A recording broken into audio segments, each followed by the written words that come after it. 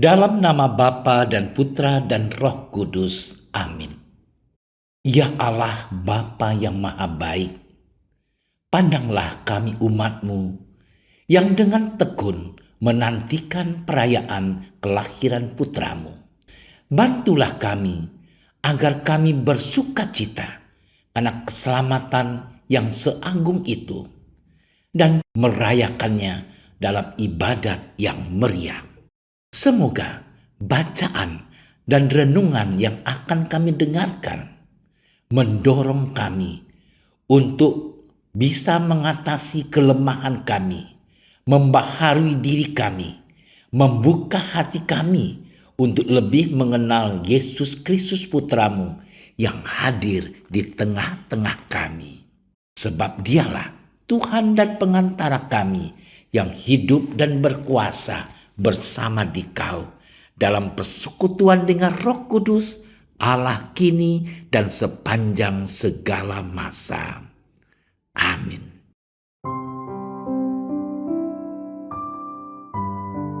Sekali peristiwa, Yohanes Pembaptis yang berada di dalam penjara mendengar tentang pekerjaan Kristus.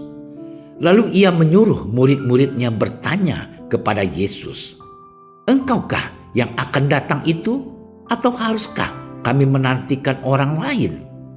Yesus menjawab mereka, "Pergilah dan katakanlah kepada Yohanes apa yang kamu dengar dan apa yang kamu lihat. Orang buta melihat, orang lumpuh berjalan, orang kusta menjadi tahir, orang tuli mendengar, orang mati dibangkitkan, dan kepada orang miskin diberitakan kabar baik. Dan berbahagialah orang yang tidak menjadi kecewa dan menolak aku." Setelah murid-murid Yohanes pergi, mulailah Yesus berbicara kepada orang banyak itu tentang Yohanes. "Untuk apakah kamu pergi ke padang gurun, melihat buluh yang digoyangkan angin kian kemari? Atau untuk apakah kamu pergi melihat orang yang berpakaian halus? Orang yang berpakaian halus itu tempatnya di istana raja. Jadi, untuk apakah kamu pergi melihat nabi? Benar, dan aku berkata kepadamu, bahkan lebih daripada nabi, karena tentang dia ada tertulis, 'Lihatlah, aku menyuruh utusanku mendahului engkau. Ia akan mempersiapkan jalanmu di hadapanku.'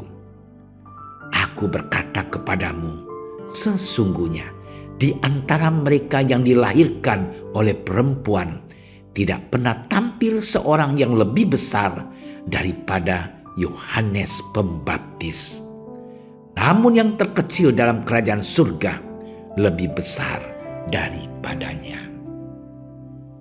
Demikianlah sabda Tuhan. Saudara-saudariku yang terkasih di dalam Kristus, kita memasuki Minggu Advent ketiga dan dikenal dengan nama Minggu Gaudete atau Minggu Sukacita. Mengapa disebut demikian? Dengan merayakan Minggu Gaudete ini, seraya menyerukan pesan pertobatan, gereja ingin mengajak kita untuk bersukacita.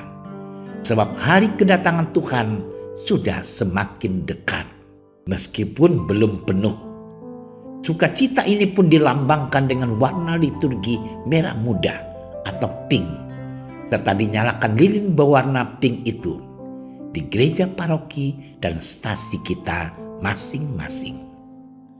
Saudara-saudariku yang dicintai Tuhan, pesan sukacita itu juga akan kita temukan dalam bacaan-bacaan kitab suci yang kita renungkan pada hari Minggu Advent ketiga ini. Bacaan pertama yang diambil dari kitab Nabi Yesaya mengisahkan tentang situasi bangsa Israel bersukar hati dalam pembuangan. Melihat betapa putus asanya mereka, Nabi Yesaya pun bernubuat kepada bangsa Israel bahwa kegembiraan dan sukacita akan segera datang.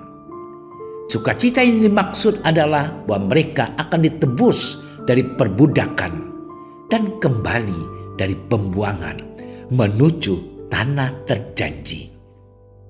Maka dari itu, mereka harus tetap bertahan dalam penderitaan serta teguh dalam berharap, sebab Allah akan datang membawa ganjaran kepada mereka dan pembalasan bagi para penindas. Saudara-saudariku yang terkasih, nasihat untuk tetap bersabar dan teguh berharap ini juga disampaikan oleh Yakobus dalam bacaan kedua yang kita renungkan pada hari ini. Yakobus sadar bahwa situasi jemaatnya saat itu sedang tidak baik-baik saja. Hal ini disebabkan karena ada banyak sekali orang-orang miskin yang harus mengalami penderitaan karena tekanan-tekanan dari orang-orang kaya. Melalui suratnya ini, Yakobus hendak mengajak jemaatnya untuk melihat dan menempatkan penderitaan itu dari perspektif Allah. Dengan demikian, mereka akan melihat tujuan akhir dari penderitaan, yaitu sukacita di masa yang akan datang. Sukacita yang dimaksud tentu saja kedatangan Tuhan yang kedua kalinya. Pengharapan akan kedatangan Tuhan yang kedua kali inilah yang menguatkan mereka dalam menanggung penderitaan. Saudara-saudariku yang dikasihi Tuhan, bacaan Injil yang kita renungkan pada hari ini mengisahkan tentang keteguhan hati Yohanes Pembaptis untuk mewartakan tentang Mesias, meskipun ia harus berada di dalam penjara. Maka dari itu, ketika keyakinannya sempat goyah, ia pun mengutus muridnya untuk bertanya kepada Yesus, "Engkaukah yang akan datang itu? Atau haruskah kami menantikan yang lain?" Yesus yang melihat pesan keraguan dalam pertanyaan diajukan kepadanya pun mengutus murid untuk kembali kepada Yohanes untuk menceritakan apa yang telah dinubuatkan oleh Nabi Yesaya sejak lama tentang kedatangan Tuhan telah tergenapi dalam dirinya. Melalui perkataan Yesus ini, Yohanes Pembaptis pun mendapat kegembiraannya kembali, sebab ia telah menemukan Yesus sebagai jawaban atas pergulatannya. Penjara yang semula merupakan tempat kehilangan dan keraguan pun berubah menjadi tempat pembebasan, harapan, dan iman. Saudara-saudariku yang dicintai Tuhan, di sisi lain Yesus tidak kecewa dengan keraguan yang ada pada Yohanes Pembaptis. Bagi Yesus, Yohanes yang berinisiatif untuk bertanya kepadanya telah menunjukkan bahwa Yohanes Pembaptis sungguh memiliki kualitas kerendahan hati yang unggul dibandingkan dengan kebanyakan orang. Untuk itulah Yesus pun memuji sosok Yohanes Pembaptis dengan mengatakan bahwa tidak ada seorang pun di antara orang-orang Yahudi yang lebih besar daripada Yohanes Pembaptis. Saudara-saudariku yang terkasih di dalam Kristus, sebagai orang beriman, kita tentu harus percaya bahwa kedatangan Tuhan adalah sebuah kepastian yang menggembirakan. Meskipun saat itu tiada satu pun yang akan tahu. Maka dari itu, melalui bacaan-bacaan kitab suci yang kita renungkan pada hari Minggu Advent ketiga ini, marilah kita tetap bersukacita, seraya tetap sabar menanti hari kedatangan Tuhan. Bila saat ini kita dilanda rasa sakit, rasa kecewa, dan rasa tak berdaya, tetaplah menggantungkan harapan pada Tuhan. Ingatlah bahwa sukacita abadi yang telah dijanjikan Tuhan itu seperti fajar di pagi hari yang tiada pernah terlambat untuk bersinar. Selamat bermenung. Tuhan memberkati. Ya Allah yang Maha Kasih, mampukanlah kami untuk tetap setia menanti kedatangan-Mu, meskipun kadangkala kami ragu dan kurang percaya. Semoga melalui sabda-Mu yang kami renungkan pada hari ini, kami memperoleh semangat dan sukacita sambil menanti hari Natal yang semakin mendekat. Ini semua kami mohon dengan perantaran Kristus Tuhan kami. Amin.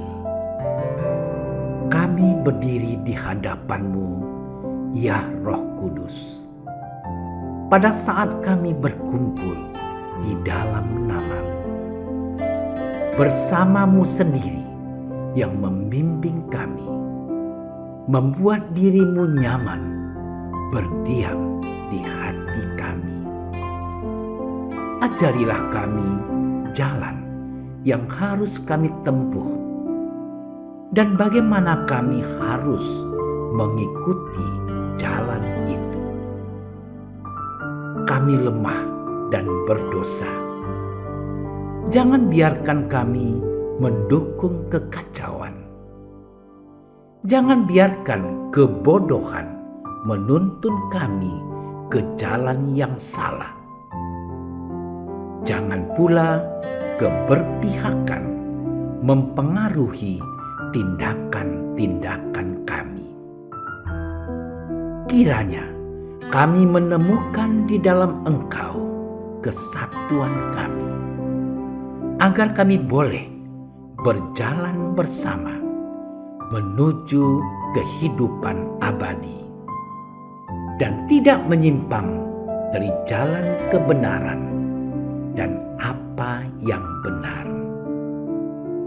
Semua ini kami mohon kepadamu yang berkarya di setiap tempat dan waktu dalam persekutuan dengan Bapa dan Putra untuk selama-lamanya. Amin. Bapa kami yang ada di surga, dimuliakanlah nama-Mu. Datanglah kerajaan-Mu. Jadilah kehendak-Mu di atas bumi seperti di dalam surga. Berilah kami rezeki pada hari ini, dan ampunilah kesalahan kami, seperti kami pun mengampuni yang bersalah kepada kami. Dan janganlah masukkan kami ke dalam percobaan, tetapi bebaskanlah kami dari yang jahat. Amin. Salam Maria, penuh rahmat, Tuhan sertamu. Terpujilah engkau di antara wanita, dan terpujilah buah tubuhmu Yesus. Santa Maria, Bunda Allah, doakanlah kami yang berdosa ini, sekarang dan waktu kami mati. Amin. Kemuliaan kepada Bapa dan Putra dan Roh Kudus, seperti pada permulaan, sekarang, selalu, dan sepanjang segala masa. Amin. Dalam nama Bapa dan Putra dan Roh Kudus. Amin. Terima kasih sudah menyaksikan renungan hari ini. Jangan lupa like, subscribe, dan aktifkan tombol loncengnya agar Anda yang pertama mendapatkan notifikasi updatean renungan harian dari Komsos Keuskupan Padang. Dan bagikan ke sosial media agar saudara-saudara kita dapat mendengarkan dan merenungkan firman Tuhan.